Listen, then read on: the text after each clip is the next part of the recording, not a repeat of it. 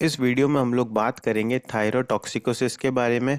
Thyrotoxicosis के अंदर हम लोग इसकी definition, causes, sign and symptoms, diagnosis और मैनेजमेंट, इन सारे टॉपिक्स को वन बाय वन क्लियर करेंगे। सो स्टार्ट करते हैं इसकी डेफिनेशन से। Thyrotoxicosis is a treatable condition that happens when you have too much thyroid hormone in the body.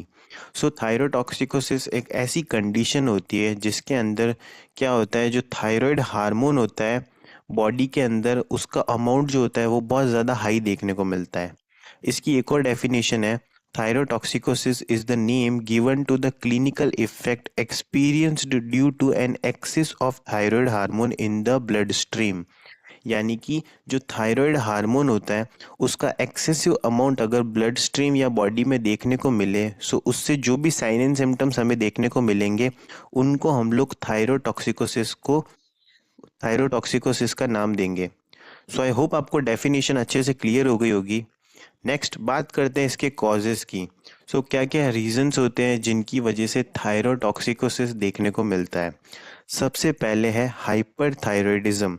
Hyperthyroidism पे हमने वीडियो बना रखी है, लिंक मैं डिस्क्रिप्शन में दे दूंगा।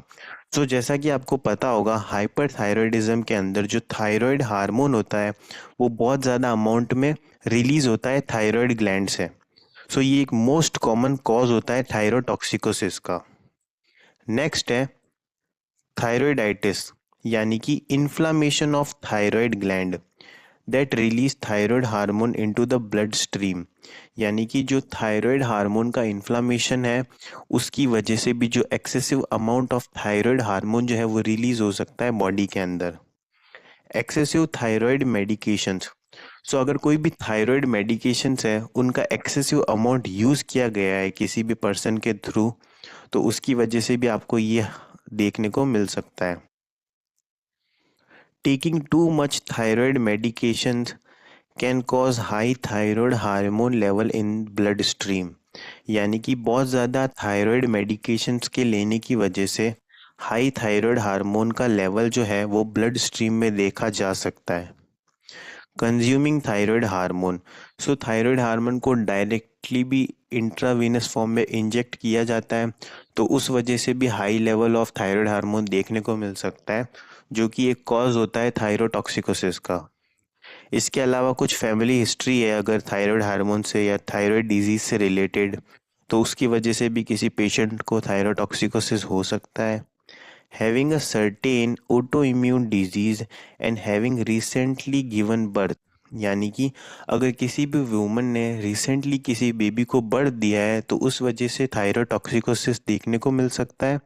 इसके अलावा ऑटो इम्यून डिजीज भी इसका एक कॉज होती है। सो आई होप आपको सारे कॉज अच्छे से समझ आए होंगे थायरोटॉक्सिकोसिस के। नेक्स्ट हम लोग बात करेंगे साइन एंड सिम्टम्स की। सो इस डिजीज़ या इस कंडीशन के अंदर क्या क्या साइन एंड सिम्टम्स देखने को मिलते हैं पेशेंट के अंदर जो कि इससे सफ़र कर रहा है, उसकी हम लोग यहाँ पर बात करेंगे। सबसे पहले है अनएक्सप्लेन्ड वेट लॉस। यानी कि इस कंडीशन के अंदर वेट लॉस बहुत ज़्यादा देखने को मिलेगा पेशेंट के अंदर। इसी के अलावा इर्रेगुलर हार्ट बीट, या फिर जिसको हम लोग अरिदमिया भी बोलते हैं, यानी कि जो हार्ट बीट होगी वो रेगुलर वे में देखने को नहीं मिलेगी। रैपिड हार्ट बीट यानी कि ट्रैकीकार्डिया देखने को मिलेगा। Usually a heart rate higher than 100 beat per minute. इसके अंदर जो हार्ट रेट होती है वो 100 बीट पर मिनट तक जाती है। एक्सपीरियंसिंग मसल वीकनेस, यानी कि इसके अंदर मसल वीकनेस और वेट लॉस तो देखने को मिलेगा ही। Feeling nervous, anxious and irritable, यानी कि जो भी पेशेंट होगा उसको नर्वस, एंशियस और इरिटेबिलिटी फील होगी इस डिजीज़ के दौरान। इसके अलावा इंक्रीज्ड सेंसिटिविटी टू हीट। इस कंडीशन के अंदर जो भी पर्सन होगा उसको हीट से ज़्यादा सेंसिटिविटी देखने को मिलेगी। Experiencing changes in your menstruation, यानी कि वुमेंस के अंदर इस कंडीशन के अंदर जो मेंस्ट्रुएशन पीरियड होता है उसके अंदर काफ़ी चेंजेस देखने को मिलेंगे। A severe case of thyrotoxicosis is called thyroid स्ट्रोम। अगर थायरोटॉक्सिकोसिस जो है वो काफ़ी सीवियर हो जाए तो उस कंडीशन को थायराइड स्ट्रोम बोलेंगे, जिसके ऊपर भी हमने वीडियो बना रखी है, और उसी को हम लोग थायराइड क्राइसिस भी बोलते हैं। This condition is rare and required immediate medical attention. यानी कि ये जो कंडीशन होती है वो बहुत ज़्यादा रेयर होती है, और इस कंडीशन के अंदर बहुत ज़्यादा इमीडिएट मेडिकल अटेंशन या ट्रीटमेंट की ज़रूरत होती है, क्योंकि एक लाइफ थ्रेटनिंग डिजीज़ होती है। सो वो भी इसके चलते देखने को मिल सकता है। लॉस ऑफ कॉन्शियसनेस, डायरिया और मेंटल कंफ्यूजन, ये भी इसके कुछ कॉमन साइन एंड सिम्टम्स होते हैं। सो आई होप आपको सारे साइन एंड सिम्टम्स अच्छे से समझ आए होंगे। नेक्स्ट हम लोग बात करेंगे डायग्नोसिस के बारे में। सो डायग्नोसिस के अंदर हम लोग बात करेंगे कौन से ऐसे टेस्ट होते हैं या बॉडी के अंदर किन चीज़ों को चेक करने की वजह से आप थायराइड टॉक्सिकोसिस को डिटेक्ट कर सकते हैं। सबसे पहले हिस्ट्री कलेक्शन और फिजिकल एग्जामिनेशन जो होता है पेशेंट का, वो काफ़ी ज़्यादा हेल्प करता है। रेडियो एक्टिव आयोडीन अपटेक का जो टेस्ट होता है, और TSH लेवल टेस्ट यानी कि T3 और T4 लेवल टेस्ट जो होता है यहाँ पर हेल्प करता है इस डिजीज़ को आइडेंटिफाई करने में। सो ये था हमारे पास डायग्नोसिस। अब हम लोग बात करेंगे मैनेजमेंट के बारे में। मैनेजमेंट के अंदर हम लोग दो टाइप्स का मैनेजमेंट देखेंगे, मेडिकल मैनेजमेंट और नर्सिंग मैनेजमेंट। मेडिकल मैनेजमेंट के अंदर हम लोग ये देखेंगे कि इसके अंदर कौन सी ड्रग्स काम में ली जाती है, और नर्सिंग मैनेजमेंट में हम लोग ये देखेंगे कि नर्स के यहाँ पर क्या क्या रोल होते हैं इस कंडीशन के अंदर। सो मेडिकल मैनेजमेंट के अंदर एंटी थायराइड ड्रग्स यहाँ पर दी जाती है। Anti thyroid drugs such as methimazole and profile थियोयूरेसिल।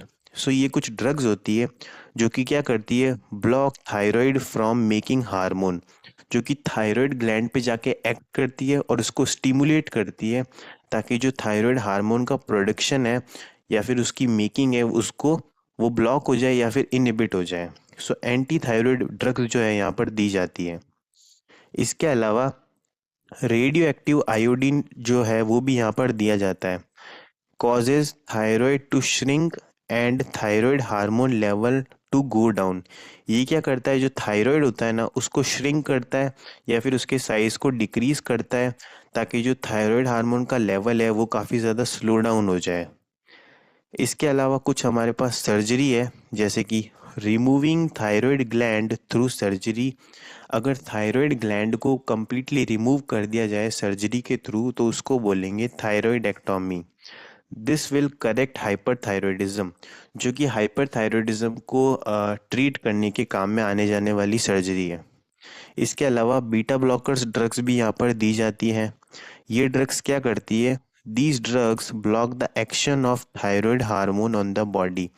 ये जो ड्रग्स होती है ना, ये बॉडी के ऊपर थायराइड हार्मोन का जो इफेक्ट है या फिर जो उसका एक्शन है उसको ब्लॉक करती है। इसके अलावा कॉर्टिको स्टीरॉइड्स भी यहाँ पर दी जाती है। ये एक एंटी इन्फ्लामेटरी मेडिकेशंस है जो कि क्या करती है, glucocorticoids are type of corticosteroids if patient have thyroiditis that causing pain, then physician may prescribed glucocorticoids.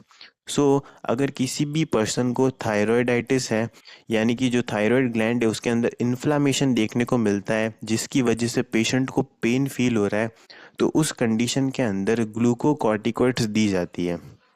So I hope आपको मेडिकल मैनेजमेंट क्लियर हो गया होगा। अब हम लोग बात करेंगे नर्सिंग मैनेजमेंट के बारे में। सो थायरोटॉक्सिकोसिस के अंदर नर्स का क्या इंपॉर्टेंट रोल रहता है उसकी हम यहाँ पर बात करेंगे। सबसे पहले है analgesics and antipyretics should be given for pain and fever. So pain और फीवर जो है वो साइन एंड सिम्टम्स के अंदर देखने को मिलेगा, तो उसको रिलीव करने के लिए ये जो ड्रग्स हैं ये यहाँ पर दी जाती है। इसके अलावा हर 2 घंटे के अंदर जो भी वाइटल साइंस हैं उनको असेस करना नर्स का एक इम्पॉर्टेंट रोल है। नेक्स्ट पॉइंट है O2 should be administered for better oxygenation. Better oxygenation के लिए जो ऑक्सीजन है वो पेशेंट को प्रोवाइड करवानी चाहिए। Provide a noise free and ventilated environment for better rest of patient. Patient के बेटर रेस्ट के लिए नॉइस फ्री एनवायरनमेंट और वेंटिलेटेड एनवायरनमेंट प्रोवाइड करवाना नर्स का एक इम्पॉर्टेंट रोल है। इसके अलावा मेंटल स्टेटस भी असेस करना है पेशेंट का। Administer ivy fluids for replace fluid loss by diarrhoea and vomiting. Vomiting और डायरिया को ट्रीट करने के लिए जो भी रिप्लेसमेंट फ्लूइड्स है उनको एडमिनिस्टर करना है। Check and maintain it input and output chart daily. Examine T3 and T4 level to elevate the treatment. जो भी T3 और T4 के जो लेवल है उनको एग्जामिन करते रहना है throughout the treatment. Instruct the patient about taking the prescribed medication at time. Patient को जो है नर्स को जो है प्रिस्क्राइब्ड मेडिकेशन को टाइम पे लेने के लिए इंस्ट्रक्ट करना है। इसके अलावा psychological support to patient and family members regarding the disease. जो भी डिजीज़ के रिगार्डिंग साइकोलॉजिकल सपोर्ट है वो प्रोवाइड करना है। सो आई होप आपको समझ आया होगा। समझ आया तो please like share and subscribe the video. और अगर आपको इस टॉपिक की पीडीएफ चाहिए तो आप टेलीग्राम चैनल NSG लाइब्रेरी से जाकर इसको डाउनलोड कर सकते हो। Thank you.